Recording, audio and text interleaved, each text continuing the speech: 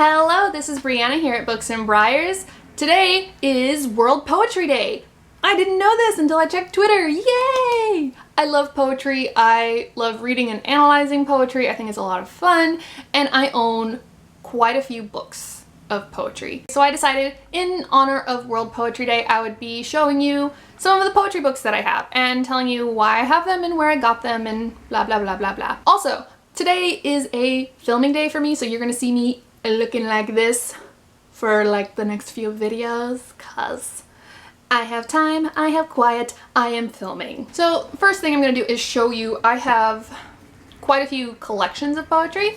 So first two are literally called poetry. These are just like the April collections that were available for free in my university's writing center, and this is from April 2013 and April 2012. I really like these sort of books because they're very small. They're very small, just like a couple pages.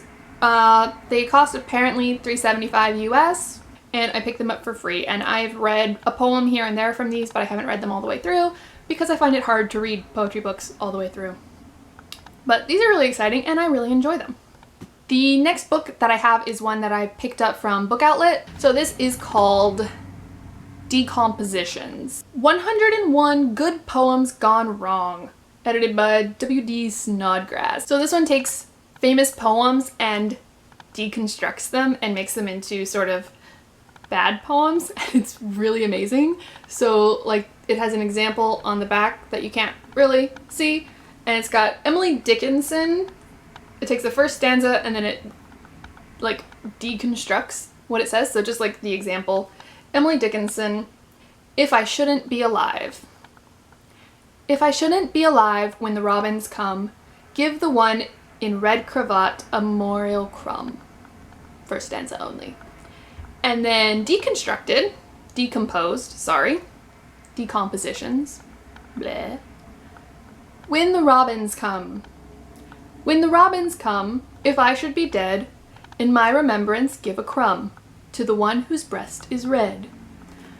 So it's just a way of telling what is good poetry, and it's really interesting. I haven't actually had much of a chance to dive into this book, but I really want to, so I'm really excited to do more reading and examining this book. And like I said, I found it on Book Outlet, so you never know, it might still be there. Fun times. And my final anthology poetry book that I have is quite hefty. It is huge. Look at this thing. It completely hides my face. It's as big as my head. This is Troubling the Line. It is an anthology of trans and genderqueer poetry and poetics. So my university hosted one of the poets featured in this, Dilo, and that was such an amazing performance. And so what this book does is it'll take a collection of poems from poets who identify as trans, genderqueer, what have you,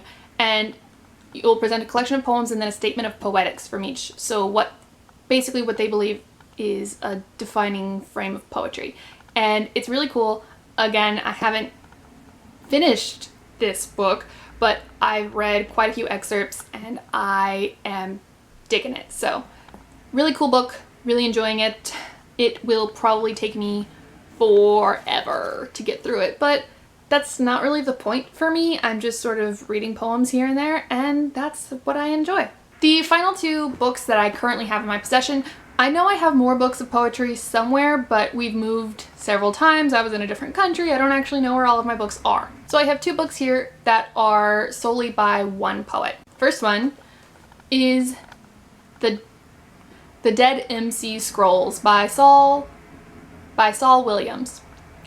So this is called The Lost Teachings of Hip Hop, and so this is a book that it's all poetry.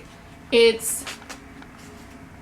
can't see the pages, but it is all poetry. Even the dedication is in poetic form, and I dig it. I had a lot of hip-hop influence in my undergrad. A lot of my friends and a lot of my school was into hip-hop spoken word and a bunch of things like that, and this is just something to let me continue diving into that even though I'm no longer in university and I no longer have that community open to me wherever I go.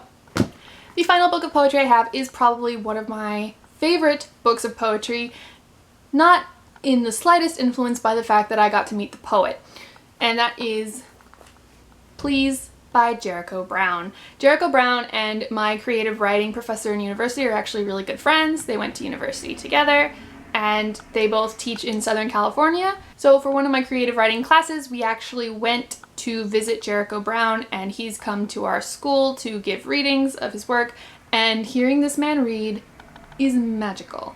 He's great. I love Jericho Brown. He's probably one of my favorite living poets, and I am so happy that I own this book. Jericho Brown, amazing poet, really enjoy it. So for this World Poetry Day, I think everyone should go and check him out. So that's it. Happy World Poetry Day, everyone. This is my sort of collection of poetry that I currently own. I really need to find those other books. I know I have at least one more book of poetry by someone that I've seen read live, and it's really bothering me that it's not here. So who are some of your favorite poets? I'm curious to know because I'm always looking for more poets and more poetry to read and dive into. I hope you all enjoy. I hope you all read a poem today. Until next time, bye. Well, like 6, but 7, there's one, I lost one, crap.